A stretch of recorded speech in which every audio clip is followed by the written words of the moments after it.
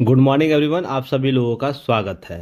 आज 23 सितंबर है, तो डीएनए के डेली न्यूज पेपर एनालिसिस में हम लोग देखेंगे दैनिक जागरण राष्ट्रीय संस्करण जनसत्ता में प्रीलिम्स मेंस इंटरव्यू और न्यूज के साथ साथ निबंध के कौन कौन से टॉपिक शामिल हैं जो आपके लिए यूपीएससी के साथ साथ पीसीएस, जिसमें आप लोग बीपीएससी की भी बात करते हैं, UP PCS, MP PCS, RAS Rajasthan PCS, फिर आपको जेपीएससी, इसी तरह छत्तीसगढ़ पीसीएस, उत्तराखंड पीसीएस, जिसमें आप लोगों के लिए करेंट अफेयर्स को लेकर कोई भी डाउट, कोई भी समस्या, उसका समाधान पीटी मेंस और इंटरव्यू स्तर पर हो तो उसके समाधान के लिए हम लगातार प्रयासरत हैं। तो इसी के अगली कड़ी में हम देखते हैं आज का डिस्कशन टॉपिक क्या है जिस पर हम चर्चा करने वाले हैं।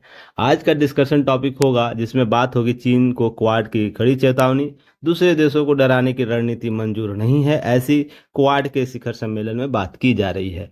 तो इसके संदर्भ को हम समझेंगे, संदर्भ को हम समझने का उसके साथ साथ देखेंगे इंडो पैसिफिक क्षेत्र में इसकी भूमिका क्या बदली है, साथ ही देखेंगे क्वाड समूह है क्या, मुद्दे क्या हैं, नाटो से इसकी तुलना क्यों की जाती रही है, इसके वर्तमान स्वरूप को हम चर्चा करेंगे जो आपके लिए वर्तमान में पीटी के साथ साथ मेंस और आपको ध्यान रखिएगा इंटरव्यू जो आप लोग के लिए हो रहा है, जो भी इंटरव्यू आप लोग दे रहे हैं, जैसे बीपीएससी का इंटरव्यू जल्द ही स्टार्ट होगा, तो उसके लिए बहुत ही महत्वपूर्ण ये टॉपिक है, इसे याद रखिएगा।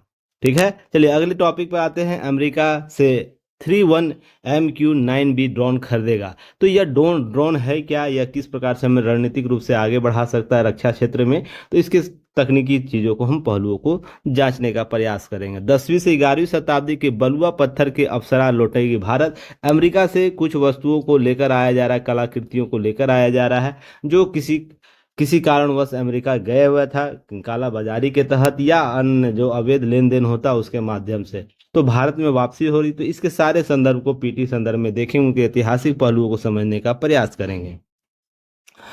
एक देश एक चुनाव राष्ट्र निर्माण की जरूरत है, वर्तमान जरूरत की बात की जाती है, तो यह कैसे इस संदर्भ में बात हो रही है कि एक देश एक चुनाव वर्तमान की समसामयिक मुद्दों के संदर्भ में सबसे महत्वपूर्ण कारक के तौर पर समझा जाना चाहिए। राष्ट्र निर्माण इससे कैसे हो सकता है, इसके लिए उसके सभी इर्द गिर्द संबंधित तथ्यों की जांच करेंगे। फिर देश के लोकतंत्र को मजबूती देगा एक चुनाव यहाँ कर लीजिए, एक चुनाव की व्यवस्था, एक साथ चुनने की या चुनाव की व्यवस्था जो बात की जा रही है उसके संदर्भ में बात हो रही है। लेन देन शुल्क लगने पर यूपीआई का प्रयोग बंद कर देंगे 3/4 उपभोक्ता, यह लोकल सर्किल जो सर्किल्स की रिपोर्ट एक आई है उसमें ये बातें की जा रही है। फिर यूपी में अनुसूचित जाति के खिलाफ सबसे ज़्यादा अत्याचार है, तो यह अनुसूचित जाति जनजाति की एक रिपोर्ट आई है जिसमें बातें यह कही गई है। तो इन सारे चीज़ों को हम समझने का प्रयास करेंगे, क्यों इस तरीके के अत्याचार के मामले बढ़े हैं, इसके संदर्भ के सामाजिक तत्वों को जांच करेंगे। फिर अनुराग कुमारा दिशा नायके होंगे श्रीलंका के नए राष्ट्रपति। जो दिशा नायके हैं किस प्रकार से मार्क्सवादी विचारधारा को बढ़ाते हैं, समझते हैं, उसके आधार पर यह चीनी हस्तक्षेप कैसे बढ़ेगा इस श्रीलंका के नए दौर में, तो इसकी हम चर्चा करेंगे। फिर 45वां शतरंज जो ओलंपियाड है उसमें भारत बना शतरंज का बादशाह, तो यह कैसे किस रूप से यह है पीटी फैक्ट उपयोगी, इसकी चर्चा करेंगे। आज के संपादकीय में आयुष्मान भारत का मिशन, यह बहुत ही महत्वपूर्ण मिशन है, इसकी वास्तविकता की जांच मुझे गत 2 महीने पहले हुई थी। किताबों में बहुत से किताबी ज्ञान लोग बताते हैं कि क्या यह योजना सही है गलत है, इसके बहुत से नेगेटिव फैक्ट हो सकते हैं, पर इसके पॉजिटिव फैक्ट क्या है उस पर हम चर्चा करेंगे। ठीक है ना, तो आज अंत तक बने रहिएगा, चीज़ों को समझने समझाने का प्रयास किया जाएगा। तो इससे पहले लाइक शेयर सब्सक्राइब युक्ति है इसको जरूर कीजिएगा। हम विभिन्न प्लेटफॉर्म पर हैं तो आप हमें वहां फॉलो कर सकते हैं, ज्वाइन कर सकते हैं हमें। चलिए नेक्स्ट टॉपिक पर देखेंगे, कुछ चीज़ों को समझने का प्रयास करिए। युक्ति आईएएस आप लोग के लिए पंच तत्व लेकर आया है, उसमें जिसमें हम लोग प्रीलिम्स मेंस और आपको करंट अफेयर्स के संदर्भ में, हिंदी न्यूज़पेपर आंसर राइटिंग के संदर्भ में, आंसर राइटिंग जो आप लोगों को जीएस का पेपर है उसके संदर्भ में महत्वपूर्ण रूप से काम करने का प्रयासरत है। जब इंटरव्यू ताकि आप लोगों का सफलता के अंतिम मार्ग तक पहुंचने में जो नाम दिया गया है उसके आधार को समझने का प्रयास कीजिए, उसके वस्तुनिष्ठ को समझने का प्रयास कीजिएगा। जो भी ड्रिल करना चाहते, समझना चाहते, तो दिए गए नंबर से आप कांटेक्ट कर सकते हैं। नेक्स्ट है आपको एक बार कोड दिया गया है जिसमें हम लोग युक्ति है इसके विभिन्न प्लेटफॉर्म जहां भी आप जुड़ना चाहते हैं इस बार कोड को स्कैन कीजिएगा अपने गूगल स्कैनर से, लिंक उपलब्ध हो जाएगा, लिंक को बेझिझक ज्वाइन कर सकते हैं। तो चलिए न्यूज स्टार्ट करते हैं, देखने का प्रयास करेंगे। देखिए बात चीन की नहीं है, बात यहाँ आपको जो आपको दक्षिण पूर्व एशिया हो गया, ये ऑस्ट्रेलिया मान लीजिए, और ये अमेरिका का भूमि, पूरा प्रशांत समझ लीजिए, ये हिंद महासागर है। इस क्षेत्र में जो आपको भू राजनीति चल रही है ना, भू राजनीति चल रही है, केवल केवल अपने हितों की पूर्ति के लिए नहीं हो रही है।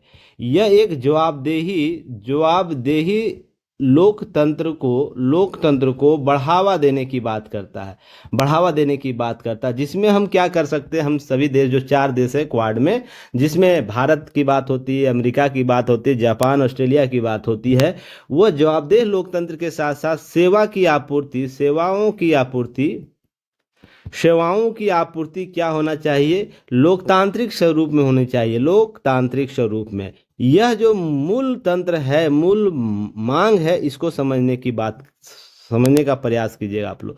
अब सेवाओं की आपूर्ति केवल राज्य का दायित्व नहीं होता, राज्य का दायित्व नहीं है, यह कर्तव्य के संदर्भ में भी बात होती है, कर्तव्य है। तो राज्य का अर्थ क्या होता है, देशों से होता है, देश। देखिए, देशों का यह अधिकार परम कर्तव्य यह माना जाता है कि जो उसके नागरिक है, उसके जो इस क्षेत्र में रहने वाले लोग हैं, उनके लिए हम ऐसी सेवाओं की आपूर्ति करें जो निर्बाध हो, जो आपको किसी की राष्ट्रीय एकता अखंडता के संदर्भ में हम उसके विपरीत जाके काम न करें। ये सब मुद्दे आपको सामने आएंगे, आवाजाही लेकर, परागमन को लेकर चीज़ें क्या हो, लोकतांत्रिक हो, ये सब मुद्दे आपको सामने देखने को मिलेंगे। उसी मुद्दे के इर्द गिर्द सारा इकोसिस्टम काम कर रहा है क्वाड का।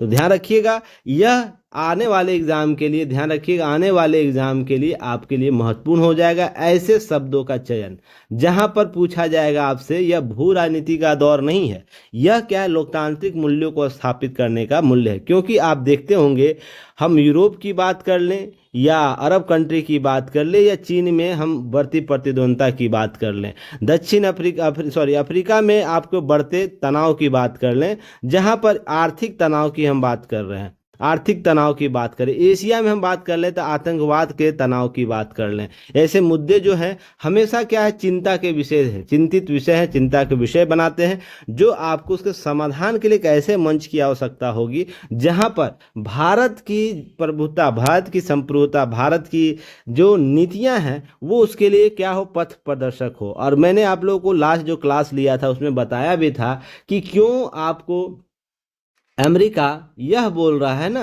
कि आप अगुआ हैं, अगुआ हैं क्या है, इस क्वाड समूह का, इस क्वाड समूह का। क्यों? इसके पीछे यह नहीं तंत्र काम करता है कि आर्थिक रूप से भारत आर्थिक रूप से बढ़ रहा है, इसलिए भी तंत्र काम करता है ना कि आज का नेतृत्व जो है वो इतने सकारात्मक व्यक्ति के हाथ में है, जो विश्व के किसी भी देश को अपने अपने अपने रणनीतिक रूप से कूटनीतिक तरीके से और भू राजनीति का जो राजनीति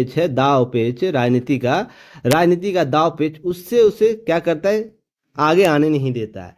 इसके लिए आप इसका उदाहरण 2 संदर्भों में समझ सकते हैं। जब एक ही समय में वो रूस जाता है वो व्यक्ति, एक ही समय में वो यूक्रेन जाता है व्यक्ति, और एक ही समय में वो क्या करता है, अमेरिका जाता है, और तीनों मंचों पर अपनी बात को स्पष्ट रूप से करता है, बात स्पष्ट रूप से तीनों मंचों पर। अब देखिए, यह जो संतुलन की स्थिति है ना, अभी वर्तमान में किसी भी देश के पास नहीं है, किसी भी देश के नेतृत्व के पास नहीं है। इसलिए आपको देखने को मिला होगा कि यूक्रेन क्या करता है, ऑफर देता है भारत को, आप मेरे शांति सम्मेलन का अगुवा बनो। तो यह क्या है कि यह आने वाले समय में भारत की जो कूटनीतिक चालें हैं, कूटनीतिक धाराएं हैं, कूटनीतिक विचारधाराओं का जो आधार है, वही आने वाले विश्व में आपको आधार बनेगा। हालांकि भारत का पहले से पंचशील सिद्धांत, गुजरात सिद्धांत, वाजपेयी सिद्धांत काम करता रहा है, वसुधैव कुटुंबकम की नीतियां काम करती रही है, पर बदलते स्वरूप में बदलती नीतियां बदलते आधार को जन्म देगी। तो इसे समझने का प्रयास कीजिएगा। चलिए, अब हम आते हैं मुद्दे पर कि देखिए, क्वाड का शिखर सम्मेलन आपको जापान के जो 4 देश हैं संगठन 2 दशकों के इतिहास में चीन का सबसे बड़ा कड़ा संदेश दिया है, और होना भी चाहिए। जो बाइडेन गृह नजर याद रखिएगा, इनका जो बाइडेन का एग्जाम में पूछ सकता है आपको, जब व्हाइट हाउस का एड्रेस पूछ सकता है, तो यह सब आप अब याद रखिएगा। स्पेशली कुछ बातें हो रही हैं तो उसको याद कर लेना है। जैसे विल मिंटन इनका गृह घर है। और इस ध्यान रखिएगा, संयुक्त घोषणा पत्र में हिंद प्रशांत क्षेत्र में स्थिति चीन, दक्षिण और दक्षिण पूर्व चीन के मौजूदा हालात के बहुत चिंताजनक बताया गया। आपको याद हो, भारत है, ये चीन है, और आपको यहाँ दक्षिणी जो यह क्षेत्र है दक्षिणी चीन सागर, जहाँ 9 डैश लाइन का कॉन्सेप्ट काम करता है। वो कहता है चीन की यह मेरी संप्रभुता में है, भले इसके अंदर कोई भी देश इसका क्यों नहीं इसके अंदर शामिल हो, यह बोलता है यह क्षेत्र मेरा है। और जबकि अंतर्राष्ट्रीय अंतर्राष्ट्रीय जो है समुद्री सीमा की अलग परिभाषा है, जिसमें बात कहता है कि कोई राष्ट्र का जो अधिकतम जो सीमा है वो एक निर्धारित सीमा तक है। अब इसका उल्लंघन कोई राष्ट्र नहीं कर सकता, पर चीन ऐसा बोलता है। कभी तिब्बत को बोल दिया अपना अधिकार क्षेत्र में समा लिया, कहाँ से वो इतिहास निकाल के लाता है। विस्तार नीति मैंने पहले भी बात कर रखा है। समय समय के अनुसार बात की जाए, चीन का केवल तोड़ कौन निकाल सकता है, वो भारत है। भारत क्यों निकाल सकता है? इसलिए नहीं कि आर्थिक रूप से वो मजबूत हो रहा है, इसलिए नहीं कि वो तकनीकी तौर पर मजबूत हो रहा है, इसलिए यह कर पाएगा कि इसके पास लोकतांत्रिक आधार सबसे मजबूत है। और विश्व आने वाले समय में इसी आधार को ढूंढ रहा है। जिस प्रकार से विश्व भूपटल पर स्थितियां बदल रही हैं, उसी आधार को ढूंढा जा रहा है। तो ध्यान रखिएगा, जब इस तरीके के कटु शब्द दिए जाते हैं तो सारे पर्दे खुलेंगे, सारे पर्दों को उठाया जाएगा। जिसमें बात हो रही है आक्रामकता की, बात हो रही है संप्रभुता की, बात हो रही है एक दूसरे के सहयोग की बात हो रही है। अब देखिएगा, इसके लिए पीटी फैक्ट यहाँ भी याद रखिएगा। पीटी फैक्ट कौन कौन शामिल है आपको ध्यान रखिएगा। ऑस्ट्रेलिया के पीएम एंथनी अल्बनीज याद रखिएगा, अमेरिका के राष्ट्रपति जो बाइडन, जापान के प्रधानमंत्री है फुकुयामा किशिदा याद रखिएगा। चारों नेतृत्वकर्ता को, भारत के प्रधानमंत्री को तो आप लोग जानते ही होंगे। अब ध्यान रखिएगा, बातें उभर कर सामने हिंद प्रशांत क्षेत्र में शांति और स्थिरता की बात की गई है, सामाजिक और आर्थिक ढांचा कनेक्टिविटी की बात की गई है, सहयोग की बात की गई है। यह सब आए हुए कैंसर मून शॉट कार्यक्रम की शुरुआत आपको यहां से किया जा रहा है। एक कॉन्सेप्ट याद रखिए, कैंसर मून शॉट कार्यक्रम, जिसमें इसमें भारत की तरफ से 75 लाख आपको डॉलर का योगदान किया जाएगा। क्वाड ने इस क्षेत्र में दोनों देशों की समुद्री सीमा की रक्षा बेहतर प्रत्यक्षा खातिर नए अभियान मंत्री की घोषणा की है, अभियान मैत्री की घोषणा की है। इसी के तहत प्रशिक्षण की बात की, बंदरगाह के लिए सामंजस्य स्थापित करने के लिए सब बातें। संयुक्त राष्ट्र सुरक्षा परिषद में संशोधन की, अस्थायी और अस्थायी सदस्यों की संख्या बढ़ाने की मांग की गई इस मंच के माध्यम से, जो सकारात्मक और नकारात्मक रूप से चीजें प्रभावित करेंगी। ध्यान रखिएगा। चलिए, इतना आपको न्यूज में है जो कल आपको क्वाड सम्मेलन 21 तारीख से आरंभ हुआ था। अब ध्यान रखिएगा, 21 सितंबर 2024 को राष्ट्रपति, जो तीनों राष्ट्राध्यक्ष हैं, वो आते हैं, मिलते हैं, प्रधानमंत्री मेजबानी भी करते हैं। ये सब चीजें उभर कर आती है। अब है संयुक्त राज्य अमेरिका, एक पीटी फैक्ट आप लोग यहां से ले लीजिएगा। संयुक्त राज्य अमेरिका 2025 में क्वाड विदेश मंत्रियों की बैठक करेगा। 2025 में क्वाड लीडर्स जो शिखर सम्मेलन वो भारत आयोजित करेगा। तो यहाँ से पीटी फैक्ट याद रखिएगा आप लोग। नेक्स्ट के बाद में हम बात करें तो क्वाड जो 2025 है, उसमें पार्टनर्स मुंबई में क्या करेंगे, भारत की मेजबानी में पहला क्षेत्रीय बंदरगाह परिवहन सम्मेलन आयोजित करेंगे। जो यहाँ बंदरगाह की बात हो रही है, भारत अगले वर्ष इसका करेगा। तो 2 पीटी फैक्ट याद रखना है, 3 पीटी फैक्ट याद रखना है। तीनों को अच्छे से अगले एग्जाम के लिए तैयार कर लेना। पीटी यहाँ से प्रश्न पूछे जा सकते हैं, तो एक्टिव रहिएगा। अब एक क्वाड समूह है क्या? तो क्वाड समूह कुछ नहीं, 4 महत्वपूर्ण जो लोकतांत्रिक स्वरूप अपनाए हुए है उसका एक संगठन है, जो इंडो और पैसिफिक अर्थात हिंद महासागर और प्रशांत महासागर में होने वाले जो गतिविधियां हैं जो क्या कर रहा है, अंतर्राष्ट्रीय मानकों प्लस मानवीय स्वभाव के विपरीत काम कर रहा है। यही इसको संतुलन स्थापित करने की बात करता है, और यह विभिन्न माध्यमों से इसे स्थापित करना चाहता भी है। ऐसा नहीं है कि आप इसकी तुलना किसी और से कर दो, चीन कुछ और बोल दे, नेगेटिव जो विचारधारा के लोग हैं वो कुछ कह सकते, पर वर्तमान हालात में ही समझने का प्रयास कीजिएगा आप लोग। अब इसके 4 समूह है जिसकी चर्चा मैं कर चुका हूँ। देखिए, बात यहाँ क्या होती है, सभी 4 राष्ट्र लोकतांत्रिक होने के कारण एक समान आधार भूमिका है और निर्बाध समुद्री मार्ग सुरक्षा की साझा हित का समर्थन करते हैं चारों देश। और ध्यान रखिएगा, इसके साथ इसका उद्देश्य मुक्त, स्पष्ट और क्या है, समृद्ध इंडो पैसिफिक क्षेत्र को सुनिश्चित करना, उसका समर्थन करना। मुक्त हो, स्पष्ट हो और समृद्ध हो, किसी प्रकार की किसी तरीके से तालमेल अस्थायी रूप से क्या हो, अपने हितों के लिए नहीं पूर्ति होगी। यहाँ पर सभी लोग साझा रूप से काम करेंगे। क्वाड का विचार पहली बार 2007 में आता है, जो जापान के प्रधानमंत्री शिंजो आबे जी थे उनकी कार्यकाल में आती है, उनके द्वारा दिया जाता है। पर 17 से ध्यान रखिएगा, यह विचार क्या करता है, लगातार रूप से काम करना शुरू कर देता है, जो वर्तमान में चतुर्भुज गठबंधन या क्वाड समूह के नाम पर जाना जाता है। अब इसके अतिरिक्त ध्यान रखिए, इंडो पैसिफिक क्षेत्र में आपको महत्वपूर्ण देशों का नाम याद रखना है, जिसमें इंडिया, चाइना, जापान, आपको जो आपको क्षेत्र है, अमेरिका का क्षेत्र है, भारत के, अरब के कुछ क्षेत्र आएंगे, इंडो पैसिफिक, ऑस्ट्रेलिया, इंडोनेशिया जो आपको आएंगे, ये सब देश जो आएंगे ना, तो क्या होता है कि इंडो पैसिफिक क्षेत्र में इसकी अपनी भू राजनीति है, अपनी संप्रभुता की नीतियां हैं। इस तरीके से काम करने का मुद्दा क्या रहा है हमेशा क्वाड का, तो ध्यान रखिएगा, लोकतांत्रिक मूल्यों और राजनीतिक हितों की पुष्टि करना महत्वपूर्ण मुद्दा रहा है भारत प्रशांत क्षेत्र का। यह जो दोनों क्षेत्र का मुद्दा है, इन्हीं दो महत्वपूर्ण आधारों पर टिका हुआ है। एक, मुक्त, खुले और समावेशी भारत प्रशांत क्षेत्र के प्रति अपने दृष्टिकोण के तहत संप्रभुता, क्षेत्रीय अखंडता, विवादों का शांतिपूर्ण समाधान के सिद्धांतों को बनाए रखने की बात करता है, जो हमेशा भारत क्या करता है, इसकी पैरवी करता है। भारत इसकी पैरवी करता है ना हमेशा इस चीज को, कि भारत किन मुद्दों की बात करता है, संप्रभुता, क्षेत्रीय अखंडता, विवादों के शांतिपूर्ण समाधान के। कोई भी बात हो, लड़ाई झगड़े से काम नहीं चलेगा।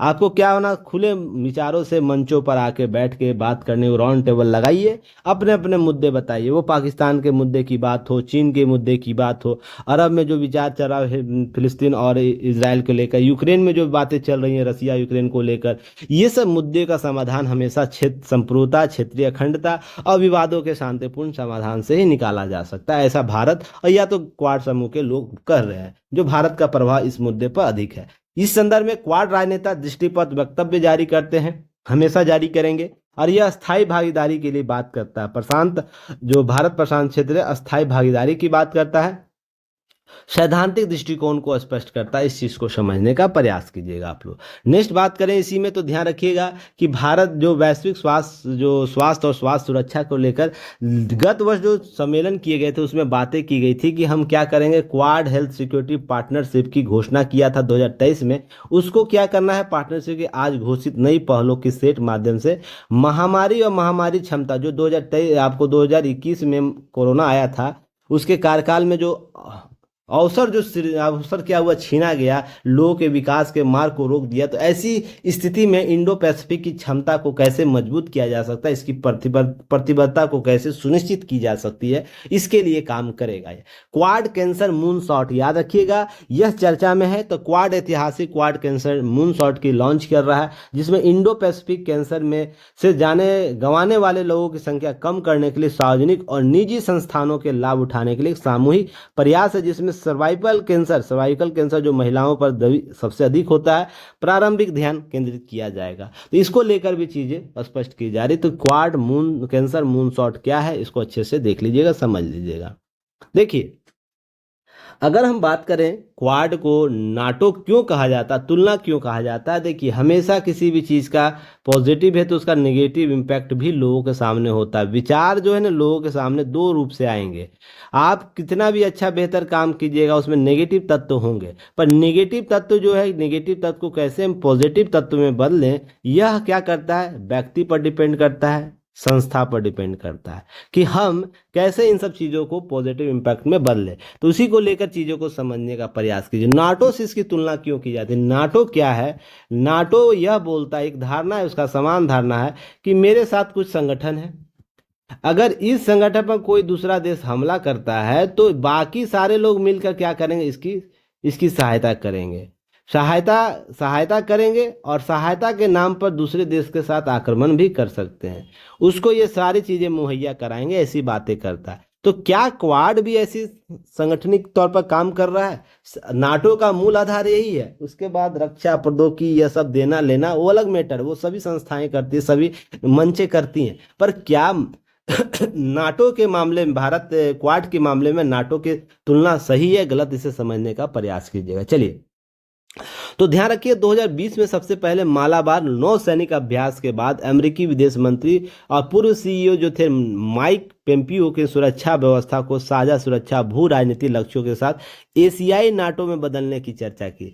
इनके द्वारा जब मालाबार नौसेना अभ्यास हुआ था, कमेंट सेक्शन में मुझे बताइएगा मालाबार नौसैनिक अभ्यास में किन किन देशों शामिल होते, कौन कौन से देश शामिल होते हैं, वो कमेंट सेक्शन में बताइए। बहुत बार इसकी चर्चा हो चुकी है, तो समय की बचत की जानी चाहिए। तो चलिए नाटो इसकी चर्चा कर देते हैं, वहां से राग शुरू हो जाता है और उसको नाटो के संदर्भ में सभी लोग चर्चा करने लगते हैं। क्वाड के सदस्यों की मुलाकात की, साउथ चाइना में जो माइनिंग पोस्ट है उसमें एक टिप्पणी का आते हैं, एक चीन के उदय के खिलाफ एक कवच के रूप में वर्णित करता है क्वाड को। तो चीन को दुख तो होगा ही ना कि आपके खिलाफ मिलकर कोई 4 बड़ी संस्थाएं आपके साथ काम करना चाहती है आपके खिलाफ, तो आपको सजग होकर तो यह क्या करता है, एक ह्यूमर फैलाता है कि नाटो से इसकी तुलना है, नाटो यह काम कर रहा है जैसे करता वैसे इस क्षेत्र में शांति को क्या करेगा, अस्थायी रूप से खंडित कर देगा, जिससे यहाँ वैसी स्थिति उत्पन्न होगी जैसे नाटो अन्य देशों के साथ अपनी स्थितियां उत्पन्न करता है। तो ऐसी धारणाएं विकसित हो गई, इतिहास की घड़ी को पीछे ले जाने का प्रयास किया, ऐसी धारणाएं बात की जाने लगी इस संदर्भ में। श्रीलंका के विदेश सचिव ने अक्टूबर 2020 में हिंद महासागर में क्वाड के सैन्यीकरण के लेकर चिंता जताई। अब श्रीलंका क्या बोलता है, श्रीलंका बोलता है कि देखो हम बड़े देश के नीचे हैं, ठीक है ना, और इस क्षेत्र में हिंद जो उप महाद्वीपीय क्षेत्र है उसमें हमारी स्थिति क्या है कि भारत जिस तरीके से सोचता है क्या हम उस तरीके से सोचते हैं। यह अपने नीतियों के तहत, अपने राष्ट्रीय नीतियों के तहत यह बोलता है कि हमारा संदर्भ क्या है, चीन के साथ भी होना चाहिए, अन्य देशों के साथ भी होना चाहिए। इसलिए इस क्षेत्र में अन्य देश जो होंगे, जैसे अमेरिका की बात करते हैं, ऑस्ट्रेलिया की बात करते हैं, जापान की बात करते हैं, उसकी क्या कहते हैं राजकीय सेना जिसमें तीनों सेनाओं की बात होती है, वो यहाँ पर इसका प्रदर्शन नहीं होना चाहिए। भू राजनीति के संदर्भ में बातें ये नहीं कहता है, यह केवल जो मालाबार नौसैनिक अभ्यास हुए थे, कुछ कूटनीतिक अभ्यास हुए थे, उसके संदर्भ में बातें हो रही थी। तो सैन्यीकरण जो हो रहा है उसके रोकने की बात करता है। तो श्रीलंका भी इस संदर्भ में कंसर्न लेता है। उसी समय जापान, अमेरिका, कनाडा अक्टूबर एक क्या करते, किन स्क्वाड नामक एक संयुक्त नौसैनिक अभ्यास करते, जो उस वर्ष ताइवान जल डमरू के मध्य कनाडाई नौसेना अभ्यासों में एक था, जिसे टोक्यो के राजनीतिक बैठकें हुई। हालांकि बैठकों में कई संयुक्त बयान नहीं निकला। अर्थात आप देख रहे होंगे इस क्षेत्र में हिंद महासागर और पैसिफिक क्षेत्र में लगातार आपको क्या होते हैं, एक्सरसाइज कराए जाते हैं, जिसके माध्यम से इसको क्या कहा जाता है, बोला जाता है कि नाटो के संदर्भ में काम करना चाहता है। ऑस्ट्रेलियाई प्रधानमंत्री जो स्कॉट मॉरिसन थे, टोक्यो की यात्रा उस समय करते हैं। ऑस्ट्रेलिया और जापान सैद्धांतिक रूप से रक्षा समझौते पर सहमत होते हैं और ऐसी बात सैन्य संबंध बढ़ाते। तो और लोगों को लगता है, जो इसके विरोधी धुरी वाले लोग हैं, उनको लगता है ये लोग साला आपसी में ही ये लोग द्विपक्षीय संबंध करे। जैसे प्रथम विश्व युद्ध के समय हुआ था ना कि एक दूसरे के साथ लोग समझौता करने लगे, सैन्य समझौता करने लगे थे, वैसे ही बात। पर ये सैन्य समझौता आम धारणा वर्तमान में है, आम धारणा है, क्या कहते हैं, आम धारणा, इसे समझिएगा।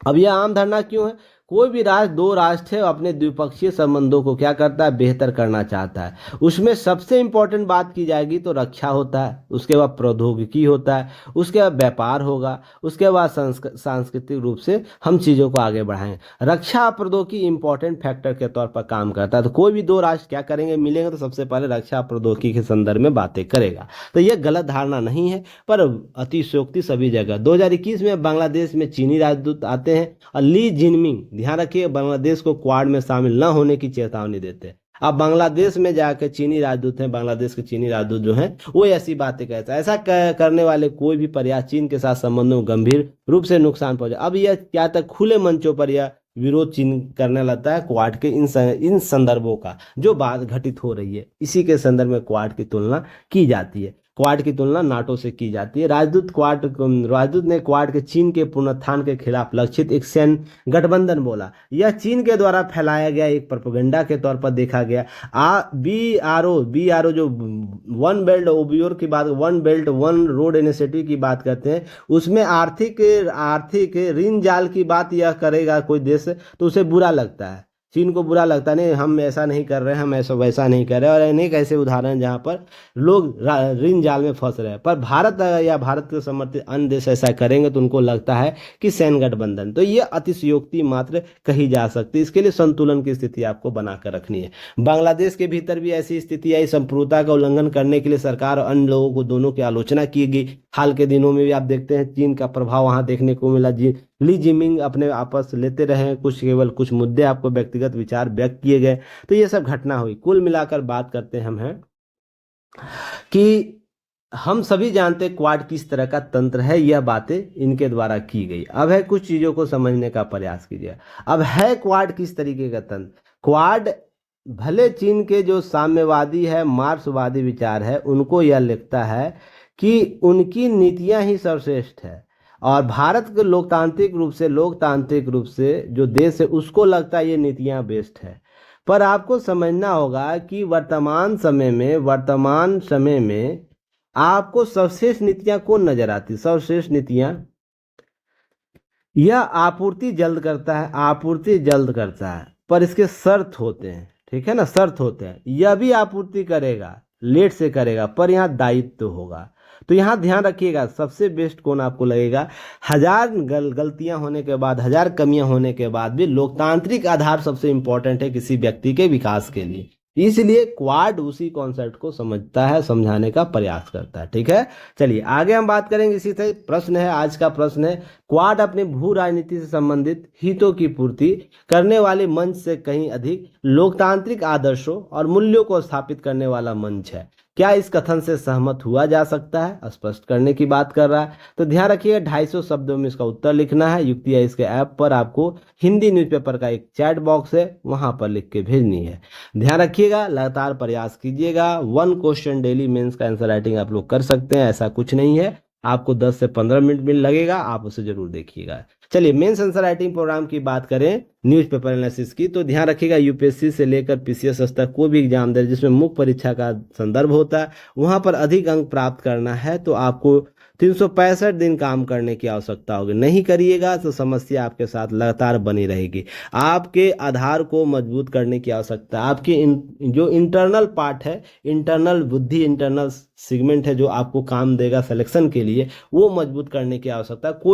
कोई भी यह शॉर्टकट की नहीं है जो आपको 10 दिन में कुछ चीज़ सिखा दिया जाएगा।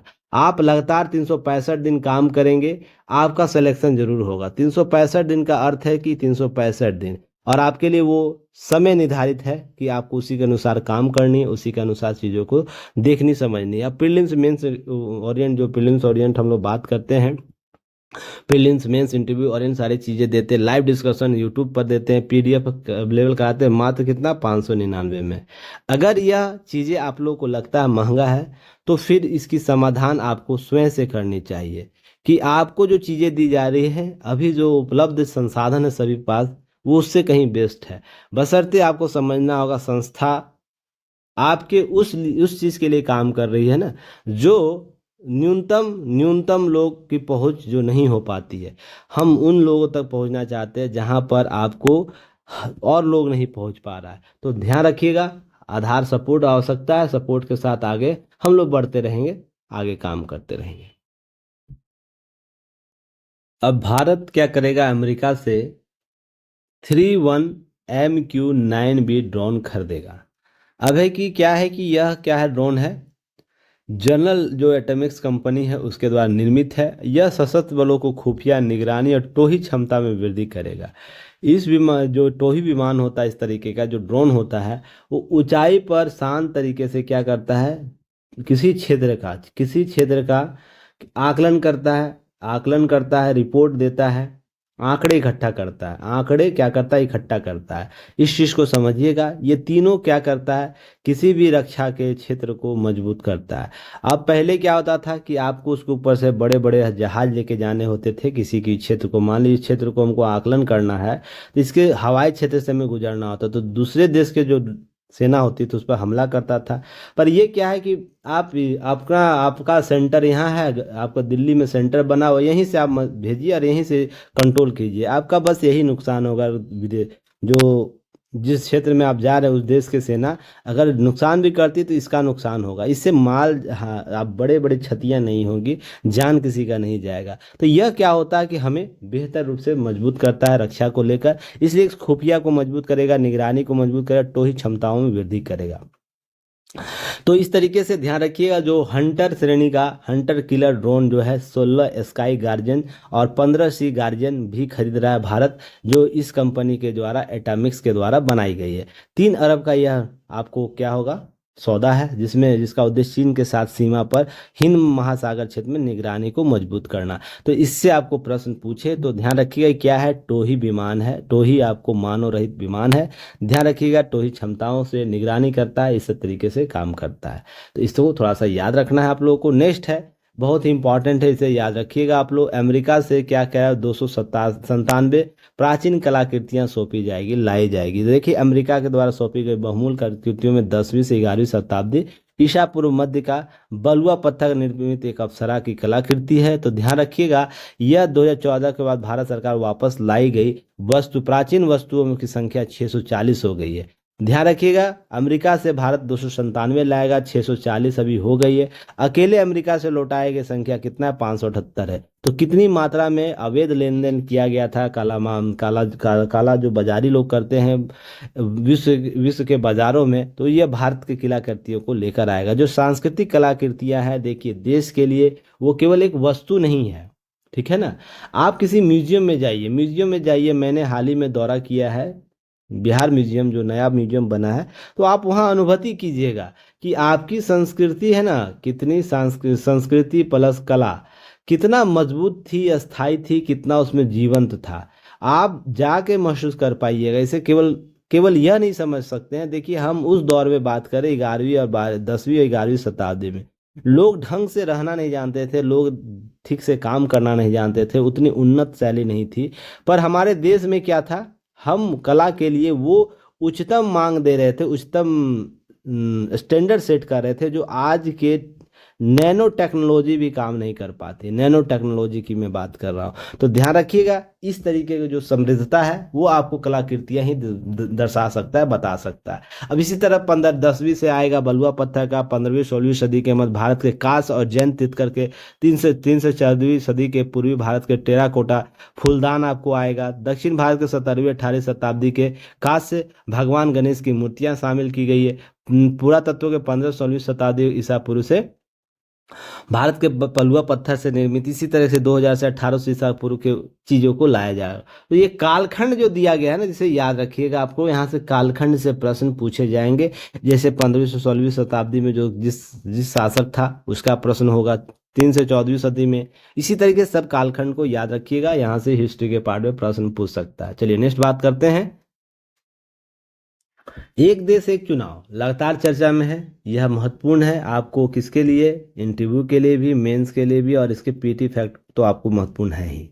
ध्यान रखिएगा केंद्रीय मंत्रिमंडल ऐसी बातें कर रखा है कि एक देश एक चुनाव के लिए जो रामनाथ कोविंद समिति बनी थी, रिपोर्ट को मंजूरी दे दी है। उनकी बातों को क्या किया गया, देश के लिए लागू करने की बात की। भारत एक बड़ा देश है, इसके वर्तमान व्यवस्था देश में कहीं ना कहीं चुनाव होते रहते हैं। इसके लिए हम क्या बेहतर विकल्प ला सकते हैं, इसी के लेकर बातें चल रही है। तो कुछ चीज़ों को ध्यान रखिएगा कि जैसे राष्ट्र निर्माण की जरूरत है, यह नई नहीं है एक साथ चुनाव व्यवस्था। इससे भी पहले 68 69 में कई विधानसभाएं पहले आपको जो भंग होती थी 1967 से पहले, हमारे देश में कहीं ना कहीं एक राष्ट्र एक चुनाव को लेकर मुद्दे पर काम करती थी। जब केंद्र में सरकारें अलग बनने लगी, राज्यों में अलग बनने लगी, तभी जाके स्थितियां क्या हुई, बिगड़ी है और चुनाव अस्थायी हो गया। जिससे क्या होता है, लगातार हम मानवीय क्षमता का क्षरण करते, प्रशासनिक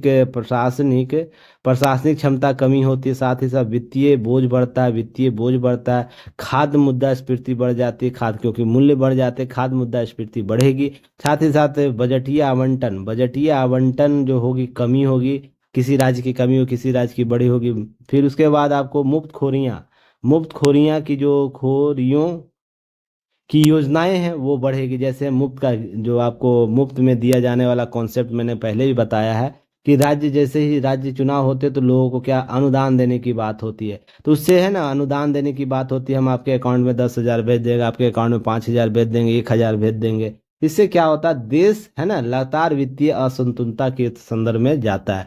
भविष्य इसका है ना, भविष्य हमेशा क्या होगा, वित्तीय बोझ के तहत जन्म लेगा। तो यह जो कॉन्सेप्ट है, यह एक देश एक राष्ट्र चुनाव कहीं ना कहीं इसके मुद्दे को समाधान कर सकता है, इसके समाधान के मंच प्रस्तुत कर सकता है। इसीलिए बात होती है, ऐसा नहीं कि दूसरे देशों में भी होते हैं, जैसे हम अमेरिका, फ्रांस, कनाडा की बात कर ले, ब्रिटेन की बात कर ले, यहाँ पर राष्ट्रीय स्तर पर चुनाव को संतुलन बनाए कर रखने की बात की जाती है। राष्ट्र एक साथ एक चुनाव के मंच पर काम करने की बात कर रहा है। इसके अतिरिक्त बात करें तो ध्यान रखिएगा, काम और काम एक है, फायदे अनेक है। जैसे बेहतर शासन देगा, आपको बेहतर प्रशासन दे पाएगा।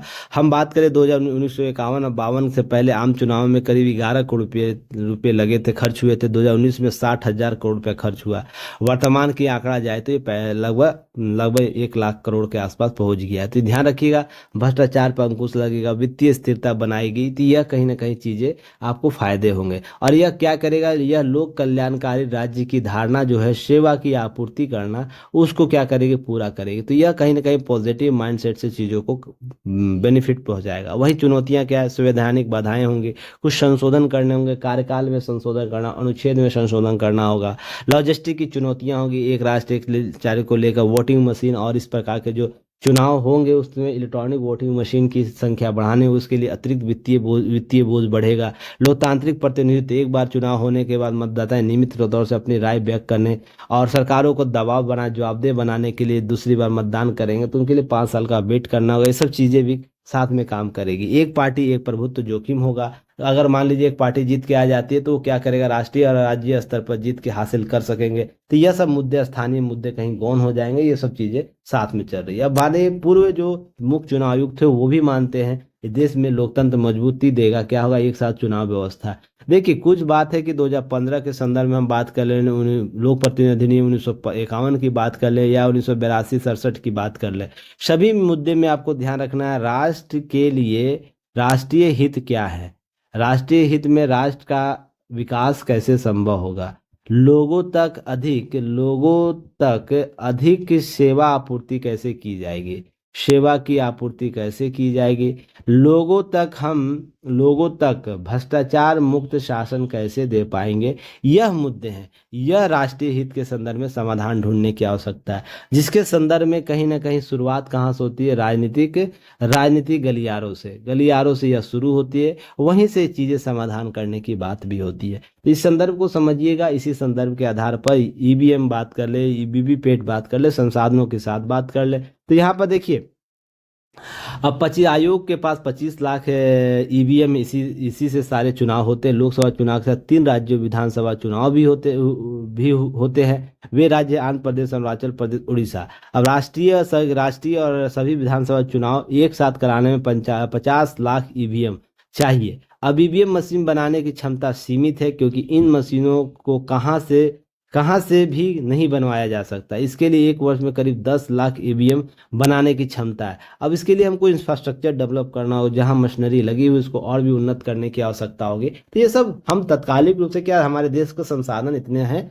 कि हम उसे कर सकते हैं, पर हमारे प्रशासनिक इच्छा शक्ति, राजनीतिक इच्छा शक्ति प्रबल होनी चाहिए। इसके लिए 15 राजनीतिक दल इसका विरोध कर रहे हैं। ऐसे में सरकार को इन दलों को बात करके इनकी शंकाओं का समाधान ढूंढना चाहिए, क्योंकि लोकतांत्रिक आधार है ना। तो आपको सभी पार्टियों को पहले एक मत लाना होगा कि इसके लाभ क्या है। लाभ क्या है, तो इसके लिए लाभ क्या है, तो लाभ के अवसरों को गिनाना। उससे भी बड़े हैं कि जनता को इसके लिए क्या करना होगा, तैयार करना हो कि एक साथ हम लोकसभा के, विधानसभा के चुनाव को कैसे कंडक्ट कर रहे हैं, उसको कैसे आप लोग को उसके लिए वोटिंग करना है। तो प्रशिक्षण की व्यवस्था बहुत इंपॉर्टेंट हो जाएगी। साथ ही साथ तकनीकी चुनावी तकनीकी ज्ञान उनको होनी चाहिए, ताकि अन्य कोई समस्या हो तो उसका समाधान ढूंढ सके। ये सब इम्पोर्टेंट फैक्टर के तौर पर काम करेगा। तो इसे आप लोग जरूर समझने का प्रयास करेगा। चुनाव हालांकि मजबूत देगा हमारे देश के लोकतंत्र को, ये सब बात होगी। देखिए, एक रिपोर्ट आई जिसमें बात हो रहा है यूपीआई के लिए, यूनिफाइड पेमेंट इंटरफेस जो है, लेन देन के लिए लेन देन शुल्क लेगा। तो इसके लिए फिनटेक उद्योग, बड़ी कंपनियां, बैंक आकर यूपीआई लेन देन, मर्चेंट जो डिस्काउंट रेट है उसको क्या कर शुल्क वसूलने की मंजूरी मांग कर रहे थे। ठीक उसी तरह का शुल्क है जैसा कि एक डेबिट और क्रेडिट कार्ड लेन देन पर मर्चेंट या कारोबार के वसूलते हैं। तो इससे क्या, अगर लोकल सर्किल से के एक सर्वे में सामने आया कि यूपीआई लेन देन शुल्क अभी फ्री है, तो इसलिए इसकी उपभोगकर्ता सबसे ज़्यादा है। अगर यह शुल्क लगाया जाता 3 चौथाई लोग क्या होंगे, इस प्रयोग बंद कर देंगे, क्योंकि अन्य की सुविधाएं अलग है ना। सॉरी। तो इसे समझने का प्रयास कीजिएगा। यही लेन देन जो है, शुल्क मर्चेंट शुल्क जो है अगर लेता है यूपीआई, तो इसके लेन देन में कमी आएगी। कुछ आपको डाटा दिया गया, डाटा को एकदम याद रखना है आप लोगों को। कभी भी यूपीआई के संदर्भ में, भारत के नवाचार के संदर्भ में प्रश्न पूछे तो आपको उत्तर इसके संदर्भ में जरूर दीजिएगा। 57% बड़ी यूपीआई लेन देन की संख्या वित्त वर्ष 23-24 में, 44% बड़ी यूपीआई द्वारा लेन देन होने वाली राशि गत वर्ष की तुलना में। 38% उपभोक्ता अपना 50% ज़्यादा लेन देन यूपीआई के माध्यम से करते हैं। 18% जो है लेन देन के लिए यूपीआई का प्रयोग न करने की बात कही, ये सब सर्वे में आया। 75% शुल्क लगाने पर यूपीआई का प्रयोग बंद करने की बात कही है। 22% भुगतान करने वाले शुल्क वहन करने के इच्छुक है। ऐसी बातें उभर कर सामने। कुल मिलाकर बात हो रही है कि 2,000 रुपये से कम के यूपीआई लेन देन के लिए पेमेंट एग्रीगेटर्स 18% जीएसटी लगाने का विचार चल रहा है। फिलहाल यह मामला जीएसटी काउंसिल की फिर जो फिटमेंट कमेटी है उसके तहत ये वहाँ पर पहुंची है, जहाँ पर क्या किया जा रहा है, शुल्क लगाने के लिए जो तय किया जा रहा है मानक, उसके लिए वो क्या करेगी, सुझाव देगी। अब पेमेंट जो एग्रीगेटर है, आपको ध्यान रखिएगा, एग्रीगेटर्स क्या कर रहे हैं, पेमेंट गेटवे शुल्क के तौर पर भुगतान राशि का 0.5% से 2% शुल्क वसूलते हैं, यह बातें की जा रही। तो यहाँ भी ऐसे ही होना चाहिए, लाभ आपको कंपनियों को होगा। उपभोक्ता सबसे इंपॉर्टेंट है राज्य के लिए। यूपीआई का कॉन्सेप्ट इसलिए लागू हुआ था, मैंने बताया भी था, अमेरिका का जो फेडरल बैंक है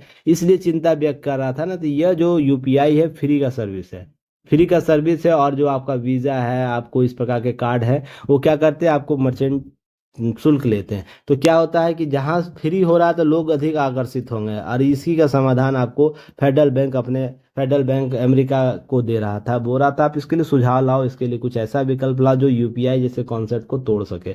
यह यूपीआई जब स्टार्ट हुआ उस समय यह रिपोर्ट आई थी, जो बहुत ही चिंता का विषय उनके लिए था, जो वर्तमान इसके आंकड़ों से भी स्पष्ट होता है, इसे समझिएगा। यही सेम टू सेम आपको यहाँ पर दिया हुआ न्यूज, आपको कुछ डाटा अलग दिया हुआ, तो यहाँ पर आपको देख लेना है, समझ लेना है। अनुसूचित जाति अनुसूचित जनजाति के खिलाफ जो है सबसे ज़्यादा अनुसूचित जातियों में आपको यूपी में आपको मामला दर्ज हुआ है। अगर बात करें जाए 2022 में ये बातें हुई कि सभी मामलों में 97.7% मामले 13 राज्यों में दर्ज किए, जिसमें उत्तर प्रदेश, राजस्थान, मध्य प्रदेश इससे सबसे अधिक अपराध दर्ज किए गए। और यह आंकड़ा जो है अनुसूचित जाति अनुसूचित जनजाति अत्याचार निवारण अधिनियम के तहत नवीनतम सरकारी रिपोर्ट के अनुसार है, जिसमें बातें हो रही केंद्र जो 13 राज्य वहाँ पर जो स्थितियाँ हुई है, जिसमें आपको ध्यान रखना है सभी मामलों में 98.91% मामले सामने आए। अनुसूचित जाति SC के लिए खिलाफ मामलों 2022 में दर्ज 51,656 मामलों में उत्तर प्रदेश में 12,287 मामले, जो कुल का 23% था, 23.38%। उसके बाद राजस्थान में 16%, मध्य प्रदेश में 14%, बिहार में आपको 13% ऐसे मामले, उड़ीसा में 6%, महाराष्ट्र में 5% ऐसे मामले आपको आए। तो यह अत्याचार निवारण के लिए ध्यान रखिएगा। केवल यह सामाजिक कुरीतियां भी नहीं है, यह राजनीतिक और प्रशासनिक कमियों के कारण, राजनीतिक और प्रशासनिक जो कमियां है, प्रतिबद्धता है, उसके संदर्भ में भी देखी जाती है। व्यक्ति विशेष के संबंध में जो सामाजिकरण किया गया है, वो भी कहीं ना कहीं दायित्व इसके साथ वहन करता है। कुल मिलाकर बात करें, हम जब 21वीं सदी के इस दौर में चल रहे हैं, तो आपको यह समझना होगा कि इसकी मांग क्या है। मांग क्या है? मांग समानता की बात करता है, मांग सहजता की बात करता है, बाद अवसर की करता है। तो आपको यह सभी चीज़ें को क्या मुहैया कराना होगा। मुहैया के लिए हमें क्या करना होगा, शासन को प्रशासन को प्लस प्रशासन को उन नीतियों के साथ काम करना होगा, नीतियों और प्रबंधन के साथ, जो व्यक्ति विशेष के गरिमा के साथ कोई भी दुर्व्यवहार ना हो। इसलिए आपको समझने की आवश्यकता है, समानता और समता तभी तक कायम होंगे जब आप किसी की गरिमा को ठेस नहीं पहुंचाते हैं। तो आप नहीं तो क्या होगा, आपकी बोनी किताबें बन के रह जाएंगी। जैसे हम संविधान की बात करते हैं तो केवल संविधान के पन्ने ही बन के रह जाएंगे। आपको आगे आने वाले दौर में हम इन संदर्भों को नहीं समझेंगे, वास्तविक रूप से शासन प्रशासन राजनीतिक इच्छा शक्ति के तहत हम इसे पूर्वालोकन नहीं कर पाएंगे, तो समस्या समाधान कभी हो नहीं पाएगा। इसे समझिएगा, इसी के संदर्भ में चीज़ों को स्पष्ट करिएगा। चलिए आगे बात करते हैं। मार्क्सवादी विचारधारा के जो है दिशा नायके, वो अगले राष्ट्रपति बने हैं। पार्टी चीन का समर्थन है तो भारत के लिए एक अलग सिरदर्द बनेगा। चीन समर्थन इसके नीचे बैठा हुआ है। इससे पहले चीन का मोतियों के माला के कॉन्सेप्ट में भी हम लोग बात कर रखे हैं। तो ये समझने का प्रयास कीजिएगा, बढ़ता प्रभुत्व कहीं ना कहीं आपको हमें राजनीतिक तौर पर समस्या उत्पन्न करे, क्षेत्रीय अखंडता के संदर्भ में कुछ चीज़ों को उभार कर ला सकता है। हालांकि शुरू में आकलन नहीं कर सकता है कोई कि राष्ट्र व्यक्ति के साथ कैसे आगे बढ़ता है या व्यक्ति राष्ट्र के साथ कैसे आगे बढ़ता है। हमारे द्विपक्षीय संबंध किस रूप से आगे बढ़ेंगे यह इनके भविष्य के गर्त में छिपा हुआ है। तो हम वेट करेंगे। केवल मार्क्सवादी विचारधारा होने से, समर्थक हो लेने से हम आने वाले भविष्य का आकलन केवल कर सकते हैं कि इसमें हाँ कुछ अधिक नहीं हो पाएगा सपोर्ट, तो कुछ कम भी नहीं हो पाएगा। कम भी नहीं होगा ऐसा है कि पूरी तरह भारत को निगलेक्ट कर देगा, भारत के विरोधी आन बान शान की बात कर लेगा, ऐसा नहीं होगा, क्योंकि उसको भारत के साथ ही रहना है ना। हम हाँ भारत को मान लीजिए पहले 100 रुपया का टेंडर मिलता था, 100 रुपया का संतुलन में, अब हो सकता है उसको 50 रुपया का मिलेगा, 80 रुपया का मिलेगा। यह हो सकता है, हमें आर्थिक नुकसान होगी नीतियों के संदर्भ में। भू राजनीतिक पटल पर हो सकता है भारत, श्रीलंका पहले सपोर्ट करता था अब सपोर्ट नहीं करेगा चीन के दबाव में। ऐसा नहीं कि चीन भारत श्रीलंका के पुरजोर विरोध कर देगा, नहीं अब तुमको हम विनाश ही कर देंगे, ठीक है ना, ऐसा कॉन्सेप्ट नहीं आएगा। इसे समझिए, केवल वैचारिक रूप से क्या होंगे, वैचारिक रूप से मतों में भिन्नता जरूर आएगी, मतों में भिन्नता आएगी। और भारत इसके लिए हमेशा तैयार रहता है उसे संतुलन में लाने के लिए, उसकी नीतियों के संदर्भ में, उसके दूरदृष्टि के संदर्भ में। जब हम इराक के और ईरान के संदर्भ में और लेबनान जैसे देशों के साथ हम बेहतर संबंध रख सकते हैं, तो आपको समझने की आवश्यकता होगी हम किस रूप से काम करते हैं। जो देश तुर्की की बात करें, जो देश हमारे आंख नहीं भाता है वो, उसके तुर्की की मैं बात कर रहा हूँ, भारत को आंख नहीं भाता वो, उसको जब वहाँ पर विपदा आती है तो भारत बिना किसी सोच समझे के लिए उसको राहत की सामग्री भेजता है, अपनी अपने एनडीआरएफ की टीम भेजता है। तो हम उस डीएनए के फॉर्मेट में बने हुए हैं, तो हमारे साथ ऐसा कुछ होगा तो हम संतुलन की स्थिति में जरूर बने रहेंगे, तो याद रखिएगा। चलिए आगे बात करते हैं। यह पीटी फैक्ट है, इसे याद कर लीजिएगा आप लोग, एकदम पक्की तरह से प्रश्न यहाँ से पूछे जाएंगे। कौन कौन जीते हैं? स्वर्ण पदक जीता गया है, पहली बार पुरुष और महिला जीते हैं स्वर्ण पदक। तो 45वां जो शतरंज जो ओलंपियाड है उसमें भारत के कहाँ हो रहा था? बुडापेस्ट में आयोजित हो रहा था। तो याद रखना बुडापेस्ट कहाँ, किसकी राजधानी, किस देश की राजधानी, मुझे कॉमेंट सेक्शन में बताइएगा। अब ये चीज़ें याद कर लीजिएगा आप लोग। नेक्स्ट हम बात करते हैं। देखिए भारत एक रिकॉर्ड बनाया, भारत पहली बार ऐसा हुआ उसकी जीत जो है ना उसकी हार से अधिक हुई, अर्थात वो 78 मैच हारा है और टेस्ट मैच की बात हो 79 मैच क्या है जीता है। उससे पहले सबसे ज़्यादा ऑस्ट्रेलिया की बात है, सबसे ज़्यादा मैच ऑस्ट्रेलिया जीता है, इंग्लैंड उसके बाद, उसके दक्षिण अफ्रीका, तब पाकिस्तान, भारत, तब पाकिस्तान है, ठीक है ना। तो इस आंकड़े को ध्यान रखिएगा, पीटी फैक्ट यहाँ से पूछे जा सकते हैं, इस तरीके से चीज़ों को कवर कीजिएगा। चलिए आयुष्मान भारत की बात मैं करूँ तो पर्सनली मैं इसका क्या हुआ, पर्सनली इसके तारीफ क्यों करने लगा, जब मैं हाल के दिनों में, आप लोगों को पता है मैं कुछ पिछले गत 2 महीने पहले 2 माह पहले मैं कैंसर हॉस्पिटल था ना, आप लोगों को मैं बताया था टाटा में।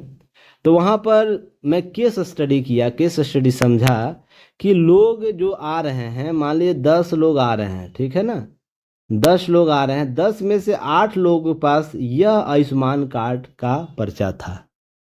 2 लोग जो हम लोग जैसे हैं, जो सरकारी पेशा रहे हैं, हमारे फादर सरकारी पेशा में रहे, उनको आधार यह आयुष्मान कार्ड नहीं मिलेगा, या प्राइवेट लोग हैं जो, इसमें से 2 लोग ऐसे हैं जिनके पास यह आयुष्मान कार्ड नहीं है। तो सोच के देखिएगा, उस व्यक्ति विशेष को कोई खर्च आपको नहीं देना पड़ रहा है कैंसर जैसे संस्थानों में, वहाँ पर उनको मुफ्त इलाज दी जा रही है, उनको रहने सहने के लिए बस खर्च होता है, जो बाहर रहते हैं, मरीज वहाँ पर रह रहा है उसके हॉस्पिटल में, तो 1 रुपया खर्च नहीं देना है। प्रक्रिया, हालांकि मैं इसमें एक दोष जरूर देखा, प्रक्रिया लेट होती है, उसको संशोधन करने की आवश्यकता है, उसको और भी तेज करने की आवश्यकता है, ये प्रशासनिक स्तर पर जरूर हो सकती है।